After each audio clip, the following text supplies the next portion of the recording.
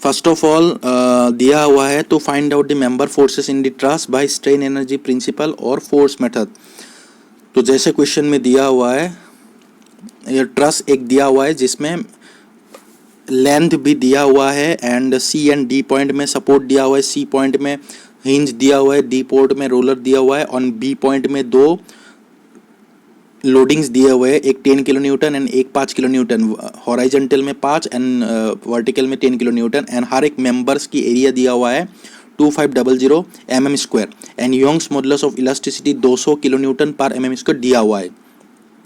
तो हम लोग को फाइंड आउट क्या करना है, जितने भी मेंबर्स है इस सारे मेंबर्स में मेंबर फोर्सेस फाइंड आउट करना है। लेकिन ये अलग मेथड है क्योंकि मेंबर फोर्सेस हम लोग आसानी से bye the help of method of joint, method of section और टेंशन कोफिशिएंट मेथड से हम लोग फाइंड आउट कर सकते हैं। लेकिन यहाँ पे पहले तो हम लोगों को चेक करना है कि ये फ्रेम जो है परफेक्ट है कि इम्परफेक्ट है। जैसे हम लोग देख रहे हैं स्टेप नंबर 1 में m is equal to 2j minus of r। ये सॉल्व करने के बाद नंबर ऑफ यार m क्या है, number of total number of member, j total number of joints and small r हो गई आपका इक्विलिब्रियम इक्वेशन। सो जैसे हम लोगों ने सॉल्व किया, सॉल्व करने के बाद मिल रहा है हम लोगों को 6 इज नॉट इक्वल टू 5। मतलब अगर number of members will be equal to 2j minus of r होते तो ये परफेक्ट फ्रेम बन जाता, और अगर परफेक्ट फ्रेम बन जाता तो ये मेथड ऑफ जॉइंट या तो मेथड ऑफ सेक्शन या तो टेंशन कोफिशिएंट से हम लोग आसानी से सॉल्व कर सकते हैं। लेकिन यहाँ इम्परफेक्ट होने के कारण और डिग्री ऑफ इनडिटर्मिनेसी कितना है इसका, 6 माइनस ऑफ 5 इक्वल टू 1 है।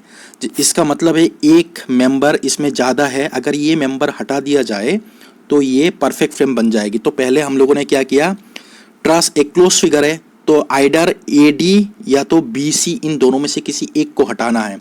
तो हम लोगों ने क्या किया, BC को हटा दिया। BC को हटाने के बाद ये ट्रस परफेक्ट बन गया है। परफेक्ट बनने के बाद bye the help of method of joint या तो मेथड ऑफ सेक्शन से हम लोग इसको सॉल्व करेंगे और जितने भी मेंबर्स है हर एक मेंबर्स में हम लोग मेंबर फोर्सेस फाइंड आउट करेंगे।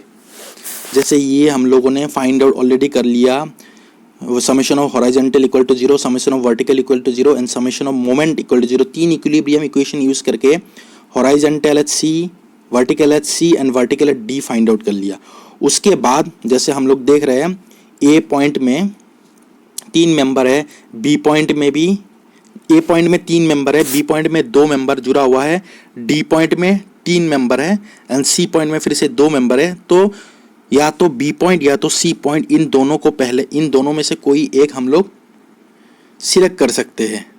सिलेक्ट करने के बाद ये सॉल्व करने के बाद ही हम लोग A पॉइंट या तो D पॉइंट को हम लोग सॉल्व कर सकते हैं। तो पहले हम लोगों ने पॉइंट, ये जॉइंट A नहीं है, ये जॉइंट C है, तो जॉइंट C हम लोगों ने सिलेक्ट कर लिया। उसके बाद दोनों मेंबर्स में हम लोगों ने जितने भी मेंबर्स हैं हम लोगों ने मेंबर फोर्सेस फाइंड आउट किया। उसके बाद हम लोगों ने जॉइंट B को सिलेक्ट किया। जॉइंट B को सिलेक्ट करने के बाद मेंबर फोर्सेस फाइंड किया। उसके बाद जॉइंट D को सिलेक्ट किया। उसके बाद जितने भी मेंबर्स है सारे मेंबर्स में हम लोग की मेंबर फोर्सेस आ चुका है, और अगर प्लस में आ रहा है तो मेंबर फोर्सेस टेंसाइल है, नेगेटिव में आ रहा है तो मेंबर फोर्सेस कॉम्प्रेसिव है। उसके बाद दूसरा स्टेप में हम लोग को क्या करना है कि जितने भी एक्सटर्नल लोडिंग है, जैसे हम लोग इस वाले डायग्राम में देख सकते हैं 10 kilo Newton and 5 kilo Newton की एक्सटर्नल लोडिंग्स है, इन दोनों को हटा के जितने भी एक्सटर्नल लोडिंग है चाहे कहीं पे भी हो सबको हटा के जो B2C मेंबर है, इन दोनों B2C मेंबर के अबाउट हम लोग को टेंजाइल फोर्स लगानी है 1 यूनिट के। तो हम लोगों ने यहाँ पे लगा दिया 1 यूनिट के टेंजाइल फोर्स एंड जितने भी एक्सटर्नल लोडिंग है सबको हटा दिया। उसके बाद हम लोगों ने सारे मेंबर फोर्सेस फिर से एक बार दोबारा फाइंड आउट किया by the help of method of joint हर एक में। जैसे हम लोग देख पा रहे हैं कि हर एक जितने भी मेंबर फोर्सेस है सब हम लोगों ने फाइंड आउट कर लिया है। उसके बाद नेक्स्ट स्टेप में जाएंगे। फिर से नेक्स्ट स्टेप में जैसे हम लोगों ने प्रीवियस न्यूमेरिकल लास्ट क्लास में जो हम लोगों ने न्यूमेरिकल किया था, उस न्यूमेरिकल से हम लोगों को पता है कि deflection is equal to summation of N N L by A E, ये ऑलरेडी पता है। लेकिन यहाँ पे एक नया फार्मूला आ गया है। ये जो पहला वाला फार्मूला है ये deflection due to the loading है, मतलब 10 किलो न्यूटन और 5 किलो न्यूटन के कारण जितने भी डिफ्लेक्शन आ गया वो है, इसकी फार्मूला है summation of N N L by A E. लेकिन जो यूनिट लोड के कारण, मतलब दूसरा हम लोगों ने जो ट्रस्ट सॉल्व किया यूनिट लोड लगा के, उसके लिए क्या होगी formula, summation of small N into L by A E.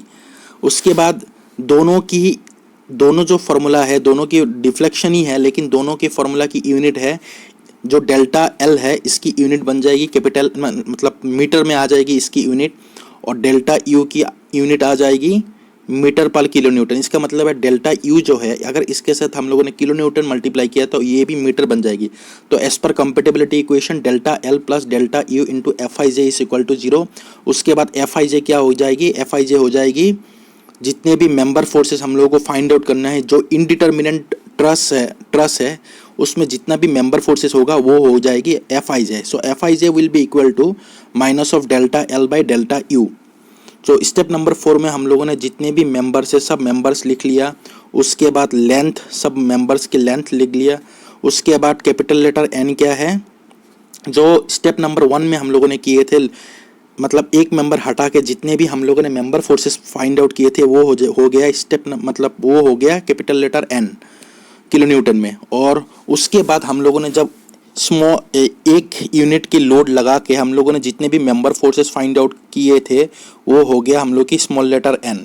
उसके बाद डेल्टा एल पता है, delta L is equal to summation of capital N into small N into L by E, जो ऊपर दिया हुआ है फॉर्मूला उस हिसाब से हम लोगों को फाइंड आउट करना है। एंड डेल्टा यू भी जो ऊपर दिया हुआ है फॉर्मूला उस हिसाब से फाइंड आउट करना है। उसके बाद एफ आई जे क्या हो जाएगी, एफ आई जे हो जाएगी minus of delta L by delta U. तो हम लोगों ने जितने भी मेंबर्स है सारा में हम लोगों ने फाइंड आउट कर लिया। और इसी तरह हम लोगों ने जितने भी मेंबर फोर्सेस निकालना था हर एक मेंबर्स में हम लोगों ने मेंबर फोर्सेस फाइंड आउट कर लिया। Okay, thank you.